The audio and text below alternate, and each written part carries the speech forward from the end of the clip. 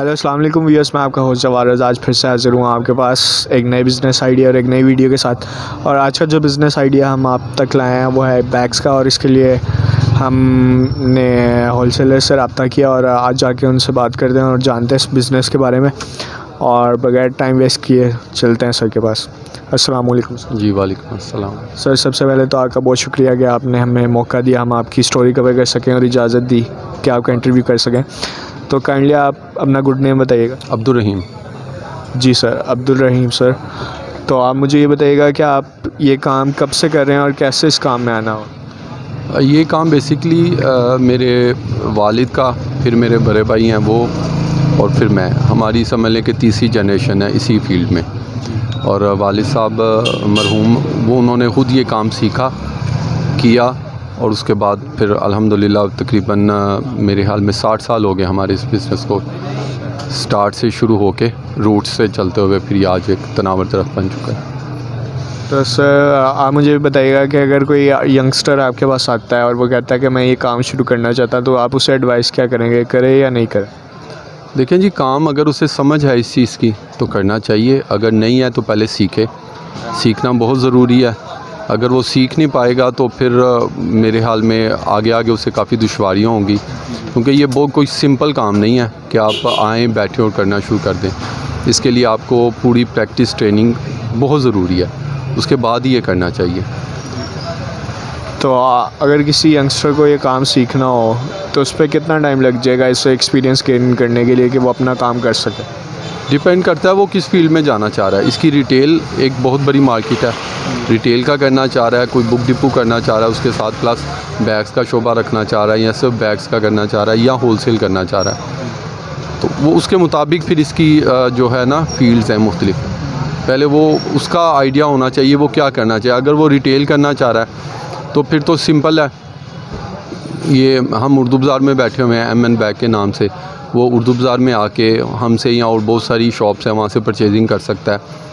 उसके अलावा शाह आलम मार्केट है, ऐसी और भी 1-2 मार्केट हैं लाहौर में, वहाँ से परचेजिंग कर लें। अगर वो होलसेल करना चाह रहा है तो उसके लिए सीखना आपको बताया सबसे ज़रूरी है।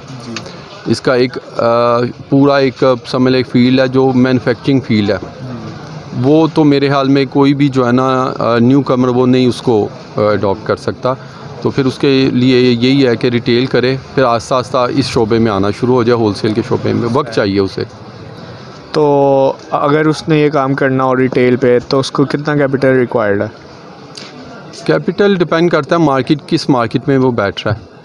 अगर वो कोई हाई फाई उसकी है लोकेलिटी तो वहाँ पे अच्छी वैरायटी चाहिए, अच्छी लुक दुकान की सबसे ज़रूरी है। शॉप जो वो चलाना चाह रहा है उसकी रेनोवेशन के लिए उसे अच्छी खासी मतलब दरकार है अमाउंट।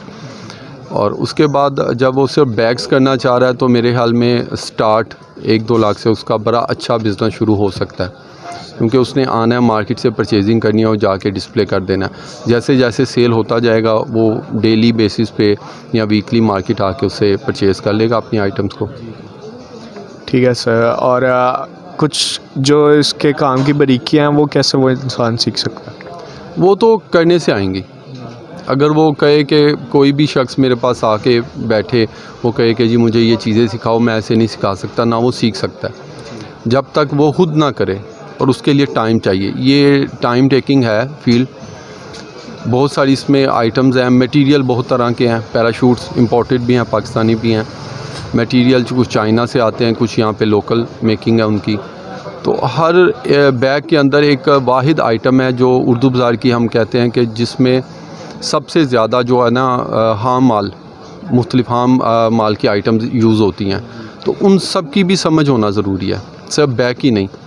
इसमें ज़िप है, स्लाइडर है, इसका मटेरियल पैराशूट है, प्रिंटिंग है, और बहुत सारी ऐसी आइटम्स है जिनके मुतालिक आपको समझ होगी तो आप फिर इसे मज़ीद, वरना वही है कि मार्केट जाओ परचेज़ करो ला के बेच दो।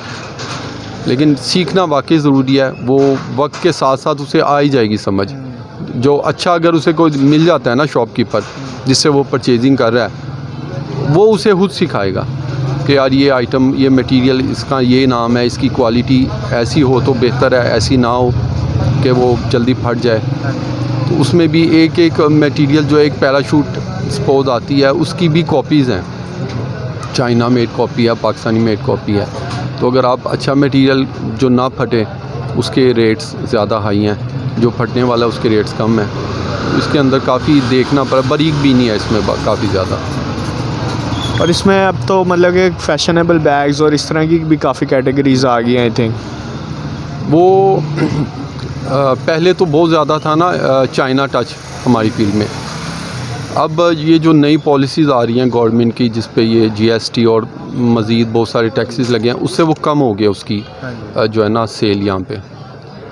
उसका मुतबादिल ये है कि पाकिस्तान में लोकल मेकिंग बैग्स की बहुत हाई फाई हो गई। अब चाइना या इंपोर्टेड किसी भी कंट्री के जो बैग्स हैं उसकी कॉपीज़ यहाँ पे बन रही हैं, ए क्लास कॉपीज़ बन रही हैं, और वो मेरे ख्याल में चाइना के बने हुए बैग से बहुत बेहतर है। हमारी अपनी फील्ड में एमएन बैग की जो वैरायटी बन रही है उसमें बहुत हाई फाई वैरायटी भी है। उसका हमारा एक अलहदा शॉप है और ये मीडियम रेंज का अलहदा शॉप है। हमने अपनी आइटम्स के 2 शोबे रखे हुए हैं। जो हाई फाई शॉप है वो सारा इंपोर्टेड आइटम्स को बनाया हुआ है हमने लोकल कॉपी, और बाकी फिर उससे आगे कॉपी जो मीडियम रेंज की है। सर आप कहीं मुझे ये बताइएगा कि जैसे कि आपने बताया कि वो एक्सपीरियंस गेन करे और इतनी अमाउंट से सिर्फ रिटेल का काम शुरू करता है, तो रिटेल में आपके एक्सपीरियंस के मुताबिक, और आपका माशाल्लाह से काफ़ी टाइम से ये काम कर रहे हैं, तो आपके अंदाज़े के मुताबिक क्या रेशो निकल सकती है एवरेज? प्रॉफिट एवरेज की बात कर रहे हैं? अच्छा, रिटेल में इसका प्रॉफिट एवरेज होलसेल की निस्बत बहुत बेहतर है। ये समझ लें कि अगर सपोज़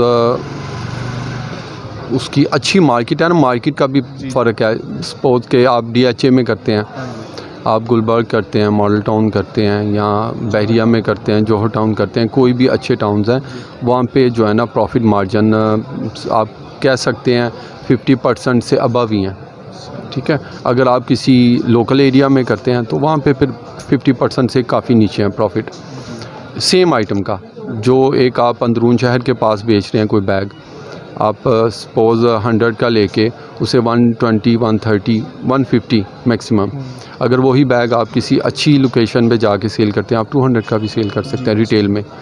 तो उसमें है, इसमें चार्म काफ़ी है रिटेल में। अगर आपको पॉइंट अच्छा मिल जाए तो इसमें आप अच्छा प्रॉफिट कर सकते हैं। ठीक है सर, बहुत शुक्रिया सर आपका। तो काइंडली एंड पे आप यूथ को एडवाइस कर दें जो अपना बिज़नेस करना चाहती है। एडवाइस यही है कि जिस फील्ड में आप जाना चाहते हैं पूरा फोकस 100% उसी पे हो। ये ना हो कि काम ये करना चाह रहे हैं, फोकस आपका किसी और तरफ भी हो, फिर तो नहीं आप कामयाब हो सकेंगे ना। अगर वो ऊपर देखते रहेंगे तो आगे से गिर जाएंगे। तो आप जो काम करना चाह रहे हैं 100% उसी पे फोकस रखें और सब्र से काम लें। इसमें चंद दिन, चंद हफ्ते, चंद महीने नहीं, चंद साल लगते हैं, फिर जाके आप एस्टेब्लिश होते हो और आपको उसकी समझ आना शुरू होती है। अगर आप बहुत जल्दी हिम्मत हार जाएं कि नहीं ये मुझे 4-6 माह हो गए हैं या 1 साल हो गया मेरा नहीं हो पा रहा काम, तो मेरे हाल में इतनी जल्दी उसे छोड़ना नहीं चाहिए। अगर शुरू किया है तो पूरा एंड तक करें। जिस हद तक आप समझते हैं कि ये मैं अपनी जितनी स्ट्रगल है कर चुका हूँ, अगर फिर भी नहीं हो फिर वो अल्लाह की रज़ा, लेकिन पूरा टाइम चाहिए इस पर करने के लिए। आप अपना बेस्ट दें। जी, मैंने कहा आप अपना बेस्ट दें, आप ये करना चाहिए बिल्कुल। Thank you sir, thank you so much.